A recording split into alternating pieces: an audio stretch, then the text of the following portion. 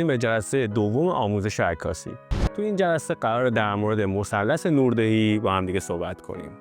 مثلث نوردهی به اصطلاح به همون ترکیبی از ایزو، دیافراگم و شاتر میگن که توی همه دوربین‌های حرفه‌ای عددهاش ثابت هستن و یک کار واسمون انجام میدن. ما به وسیله ایزو، دیافراگم و شاتر میتونیم نور ایدئال خودمون رو برای تصویرمون فراهم کنیم. حالا میخوایم بدونیم که اینا چی هستن اصلا. ایزو به حساسیت حسگر دوربین به نور میگن. عددش معمولاً از 50 یا 100 به بالاست تا حتی 100,000 هم میره. فرق ایزو پایین با ایزو بالا در اینه که ایزو پایین که منظورمون همون 100 یا بعضی از دوربین ها 50 و حتی 25 هم دارن، کیفیت بیشتری رو به ما میده. ما هرچند ایزو رو ببریم بالاتر به سمت مثلا 1000، 2000 و 3000، تصویرمون افت کیفیت پیدا میکنه و باعث میشه تصویرمون دچار نویز بشه. پس بهترین ایزو واسه عکاسی ایزو 100.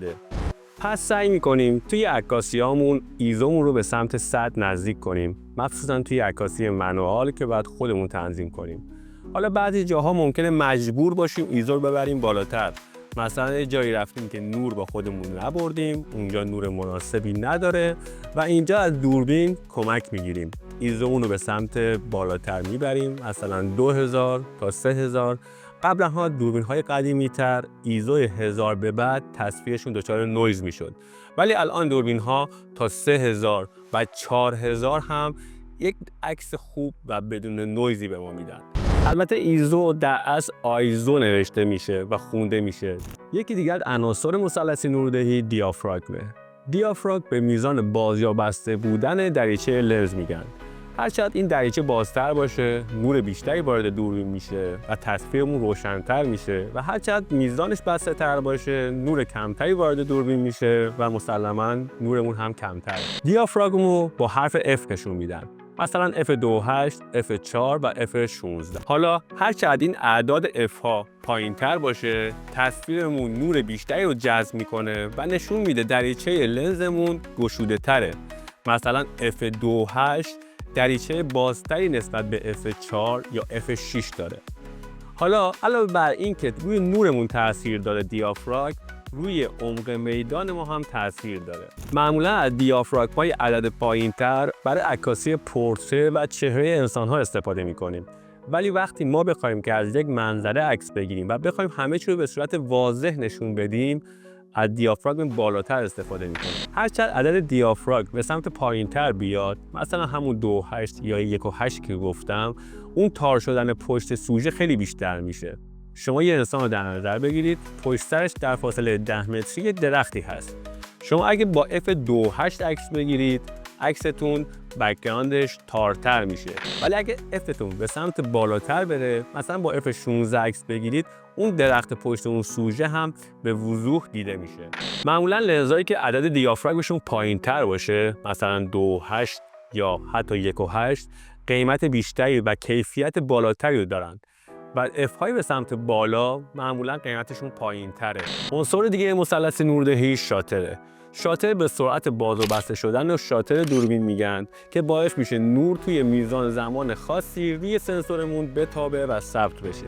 هرچقدر سرعت شاترمون بالاتر باشه، نور فرصت کمتری رو داره که روی سنسور بشینه و هرچقدر سرعت شاترمون پایین‌تر باشه، نور بیشتری روی دوربینمون ثبت میشه. شاتر رو توی دوربین میتونیم به وسیله عدد ببینیم که بغلش یه اسلش هم داره، مثلا 1/60، 1/120، 1/200 و همینجوری تا بالا. پس اگه جایی هستیم که کم نور هست و نور مناسبی رو نداره، ما میتونیم با پایین آوردن شاترمون نور بیشتری رو جذب کنیم و تصویرمون روشن‌تر باشه. ولی حالا اگه جایی باشیم که نورمون بالا باشه و زیاد باشه، ما با سرعت شاترمون رو میتونیم به سمت بالا ببریم که فرصت کمتری رو برای ذخیره نور داشته باشیم. حالا شاتر پایین و شاتر بالا کجا استفاده میشه؟ شما اگه سوژه رو دارید که ثابته و تکون نمیخوره، میتونید سرعت شاترتون رو به سمت پایین بیارید و عکسش رو ثبت کنید. ولی اگه سوژه متحرک داشته باشید، میتونید سرعت شاترتون به سمت بالا ببرید، مثلا با سرعت شاتر 200 یا 300. شاتر کلا میتونه داستانتون رو عوض کنه. شما فکر کنید از یه پرنده‌ای توی آسمون دارید عکس میگیرید.